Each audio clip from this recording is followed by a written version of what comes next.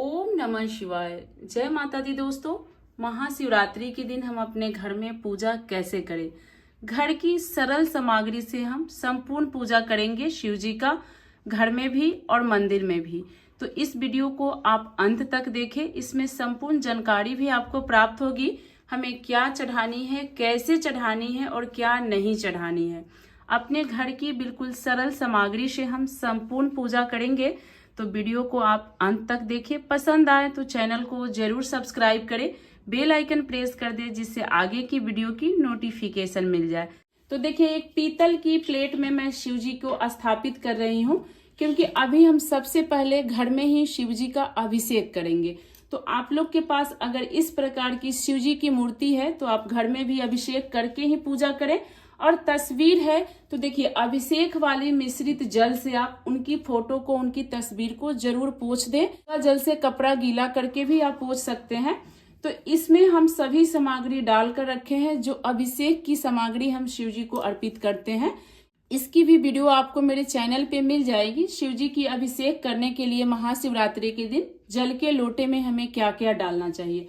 तो देखिए, इस प्रकार सभी सामग्री हम पहले से डाल के रखे हैं और इस प्रकार दोनों हाथ से पकड़ के ओम नमः शिवाय, ओम नमः शिवाय, ओम नमः शिवाय, ओम नमः शिवाय, ओम नमः शिवाय, इस प्रकार बोलते हुए हम शिव जी का अभिषेक करते हैं। इसी प्रकार आप घर में भी शिव जी का अभिषेक कर सकते हैं।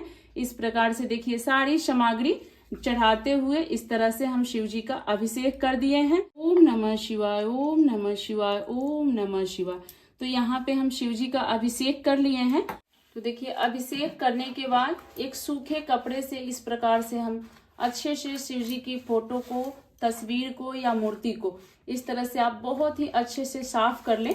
ये जो जल है, इस जल को आप किसी भी पौधे में आप डाल सकते हैं। सिर्फ तुलसी के पौधे में नहीं डाला जाता है।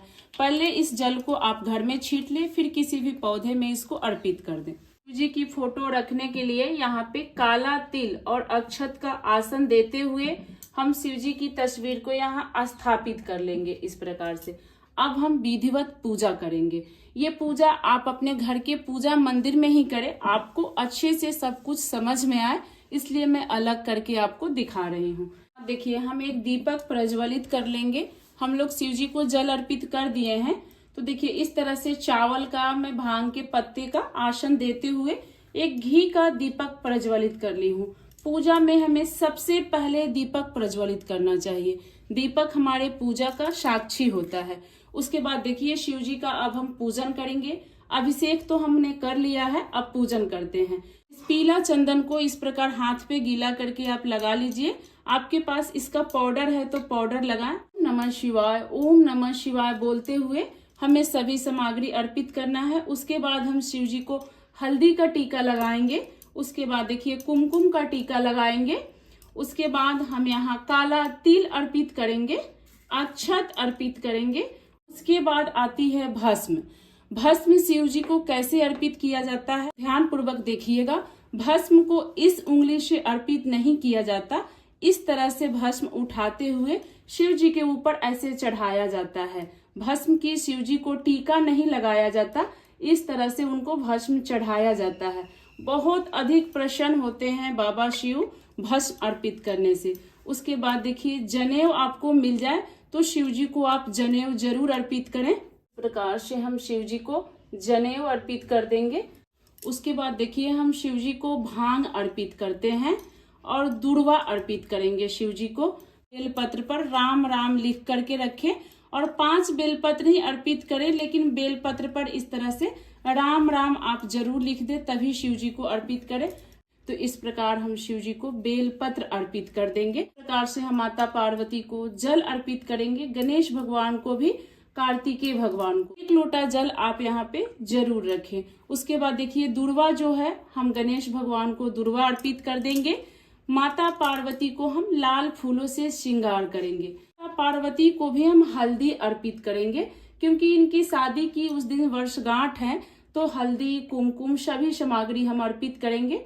उसके बाद गणेश भगवान को भी कुमकुम लगाएंगे और कार्तिकेय भगवान को भी हम कुमकुम लगाएंगे। अक्षत आप माता पार्वती को भी जरूर अर्पित करें और साथ साथ गणेश भगवान को, कार्तिकेय भगवान। उसके बाद देखिए इस तरह से रक्षा सूत्र की आप माला बनाकर शिव पार्वती की इस तरह गठबंधन करते हुए आप इसको माला के रूप में अर्पित करें। हमें भोग अर्पित करना है, तो महाशिवरात्रि की भोग में हरे हरे बेर अर्पित किया जाता है।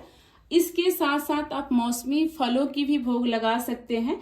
मैं आपको बिल्कुल सरल पूजा विधि दिखा रही हूँ, नहीं तो आप केले, संतरे, अंगूर, बहुत से फलों का भी भोग लगा सकते हैं। देखिए इस प्रकार से ड्राई फ्रूट का भी हम भोग लगा सकते हैं, क्योंकि उस दिन हम सभी फलाहार व्रत रखते हैं। देखिए पीला सिंदूर, इस प्रकार पीला सिंदूर लेते हुए माता पार्वती को हम अर्पित करेंगे, क्योंकि इस दिन इनकी शादी की वर्षगांठ है। इस तरह से आप पीला सिंदूर अर्पित करें। जो सिंदूर ये बचता है ये आप अपनी मांग भी इसी सिंदूर से भर लें। माता पार्वती के लिए हमें 16 श्रृंगार अर्पित करना है। आप घर में पूजा करेंगे तो इस प्रकार तसल्ली से एक प्लेट में सजाकर अर्पित करें। और अगर आप मंदिर में चढ़ाते हैं तो पॉलीथिन में बांधकर चढ़ाएं, क्योंकि वहां बहुत अधिक भीड़ रहता है। तो इस प्रकार माता पार्वती को हम 16 श्रृंगार उस दिन जरूर अर्पित करेंगे। चूड़ी, बिंदी, सिंदूर भी आप चढ़ाएं, लेकिन जरूर चढ़ाएं। और हम धूप दिखा देंगे। और जितनी ये पूजा आप करें इसके बीच में आप ओम नमः शिवाय, ओम नमः शिवाय या श्री शिवाय नमस्तुभ्यम, श्री शिवाय नमस्तुभ्यम का जाप करते हुए आप पूजा करें। इसके जगह आपके पास शिवरात्रि व्रत कथा की किताब हो तो उसकी कथा सुन ले, नहीं तो बैठकर 108 माला ओम नमः शिवाय की या श्री शिवाय नमस्तुभ्यम की आप जाप कर सकते हैं। अब हमें शिव जी की आरती करनी है, तो इसी आरती को उठाकर या अलग से आप कपूर प्रज्वलित करके बहुत ही प्रेम पूर्वक से कर्पूरे गौरम करुणावतारम कर ले। उसके बाद आप ओम जय शिव ओमकारा, मन भज शिव ओमकारा, ब्रह्मा विष्णु सदा शिव अर्धांगी धारा, ओम हर हर हर महादेव। शिव जी की आरती करने के बाद गणेश भगवान की आरती जरूर करें, तभी हमारा पूजा पूर्ण होता है। तो जय गणेश जय गणेश जय गणेश देवा, माता जकी पार्वती पिता महादेवा। इस तरह से आप गणेश भगवान की भी आरती कर ले। शिवलिंग पर पैसा अर्पित नहीं किया जाता है। शिव जी से पूजा में रही कमियों के लिए हम हाथ जोड़ के क्षमा मांगते हैं और विनती करते हैं कि हे भोलेनाथ, जो भी मेरे से पूजा में कमी रही होगी आप स्वीकार करके हमें अन्न धन जरूर दीजिएगा, हमारी मनोकामना जरूर पूर्ण कीजिएगा। माता गौरी से हम हाथ जोड़ के अपनी लंबी सुहाग के लिए विनती करते हैं। शिवलिंग पर या शिव जी पर कभी पैसा अर्पित नहीं किया जाता है। तो इसी प्रकार से आप प्रेम पूर्वक पूजा कर ले। उसके बाद आप प्रणाम करके यहाँ पे आपका पूजा पूरा हुआ। जो भी आपकी प्रश्न होगी कमेंट में पूछ सकते हैं। और आप लोग पूजा कैसे करते हैं जरूर बताइएगा। कमेंट में ओम नमः शिवाय जरूर लिखिएगा। और शिव जी की कृपा पाने के लिए वीडियो को एक लाइक जरूर कीजिएगा। आगे की वीडियो देखने के लिए चैनल को सब्सक्राइब कर लीजिएगा। ओम नमः शिवाय।